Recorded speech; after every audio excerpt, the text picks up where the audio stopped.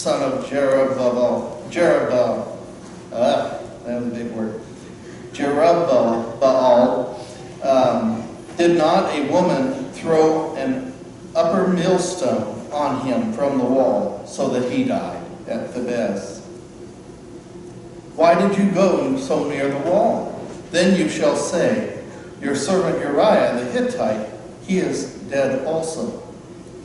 So the messenger went and came and told David all that Joab had sent him to tell. And the messenger said to David, the men gained an advantage over us and came out against us in the field, but we drove them back to the entrance of the gate. Then the archers shot at your servants from the wall, and some of the king's servants are dead, and your servant Uriah the Hittite is dead also. David said to the messenger, thus you shall say to Joab, do not let this matter trouble you, for the sword devours now one and now another. Press your attack upon the city, and overthrow it, and encourage him. When the wife of Uriah heard that her husband was dead, she made lamentation over him. And when the mourning was over, David sent and brought her to his house, and she became his wife and bore him a son. But the thing that David had done displeased the Lord. And the Lord sent Nathan to David. He came to him and he said to him, there were two men in a certain city, and the one was rich and the other was poor. The rich man had many, many flocks and herds, but the poor man had nothing but one little ewe lamb, which he had bought.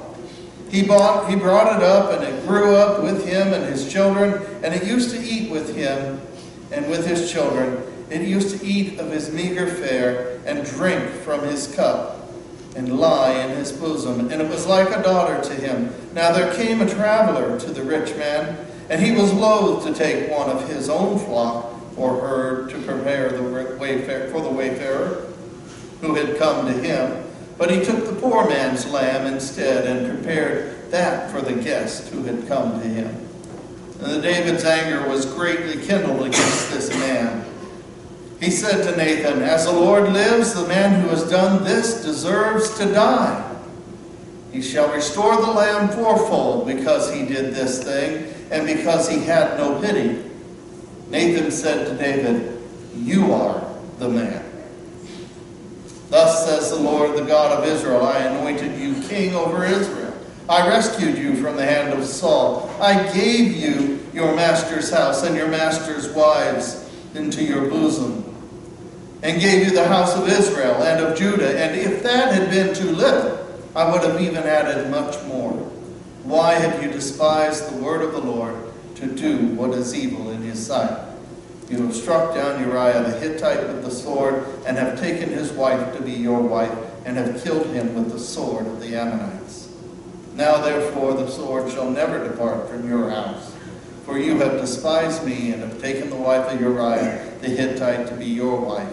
Thus says the Lord, I will raise up trouble against you from within your own house, and I will take your wives before your eyes and give them to your neighbors, and he shall lie with your wives in the sight of this very sun. For you did it secretly, but I will do this thing before all Israel and before the sun. David said, I have sinned against the Lord. And Nathan said to David, now the Lord has put away your sin. You shall not die. Nevertheless, because by this deed you have utterly scorned the Lord, the child that is born to you shall die. And then Nathan went to his house. And the story goes on there. Pretty dark valley. This is the part of the book by Larry Osborne, 10 Dumb Things Smart Christians Believe. And that is that a valley means a wrong turn. Now this is one of David's valleys. In the chapter by Larry Osborne, he suggests that there are three different types of valleys that we get into. There are valleys that God sends us to for some reason. There are valleys that we enter into because we messed up. And then there are those valleys that make no sense at all. Those are the three valleys he presents. He says there's always two ways out of your valley. You can take the shortcut, which requires compromise and disobedience to God. Or you can rely on God's promises to always walk with you until you're out of that valley. And he says towards the end, while we are in the valley, for whatever reason we may be there, we should ask ourselves one question. What can I learn when I'm in this valley?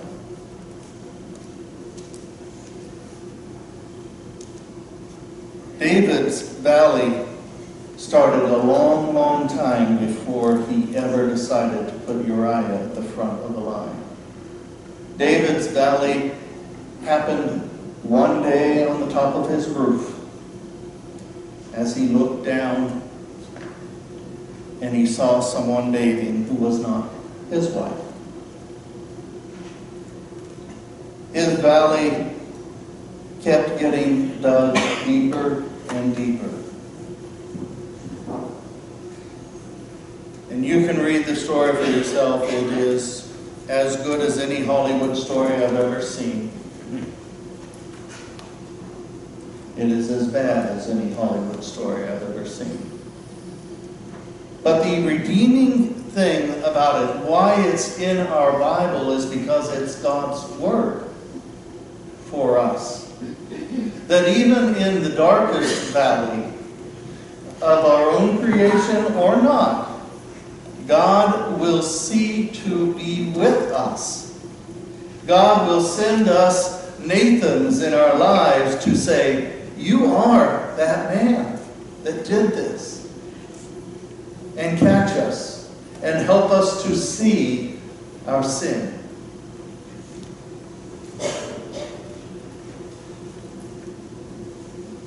God is a contingency in our lives for those valleys. Now, looking out at you, even the youngest of you has had some valley. Even the youngest of the children understood what I meant when the guy took a wrong turn and ended in a ditch. They took it somewhat literally, but they also went a bit further and said they made a mistake. They had a wreck in their life. We must decide when we're in the valley, whether it be spiritually, financially, morally, whatever your valley is, you have to decide a few things. How long do I want to stay here in this valley? Is there anything I can gain while I'm down here in the valley? Knowledge, understanding, some perspective. How long will it take me to get out of here? Some valleys seem pretty nice at first, right? Until the sun goes down and it starts getting a little dark and you don't know what's going to come to you in the valley. From a war perspective, valleys are a bad place to be, right? You don't want to be in a valley if you're in a war because you don't have high ground. Anything could get you. And when you are speaking spiritually, you don't want to stay too long in the valley either.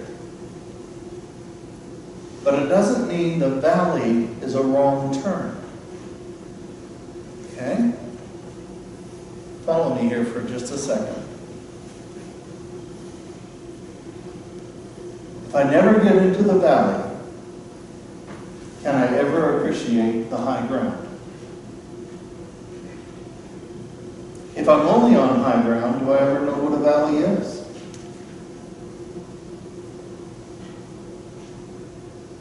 If I'm only on high ground, do I know what it is to need God? To need God to walk with me.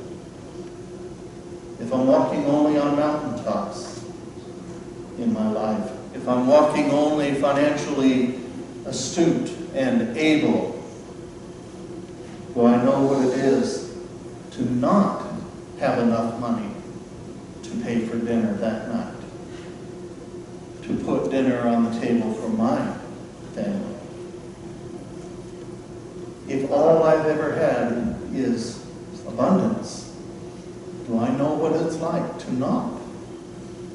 Can I appreciate the one who doesn't have it? We need the valleys in our lives for perspective. They aren't just a wrong turn. We get there sometimes because of a wrong turn. But just like the author says, the wrong turn is not only our mess up. Sometimes God is directing you into the valley. Not always. You will not be able to leave this sermon today and say, Pastor Bill said God made you go into that valley. Because God doesn't do that, always. God has directed me in a few valleys. Sometimes I got in there and I had to have God direct me out then.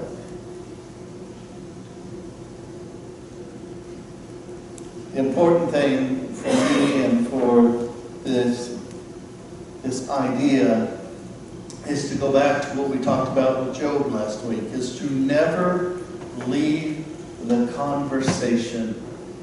Keep in the conversation between you and God, so that together, no matter what is going on in your life, whether you're on the hilltop or in the valley of life, that you're in conversation with God, so that when you're on the hilltop, you can help someone who's in the valley up. And when you're in the valley, you can look to the one who guided you to get yourself back out of there. And that you can remember that there is a community of folks who are on higher footing than you, that you can rely on and help you struggle through.